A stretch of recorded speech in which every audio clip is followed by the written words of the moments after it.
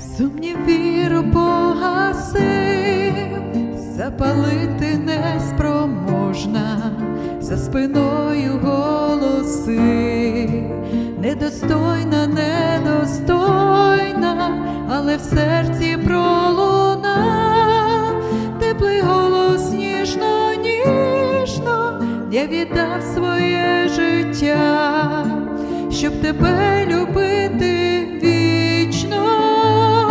Я тобою оправдана, за гріхи мої прощена, освячена правдою, знов для неба народжена.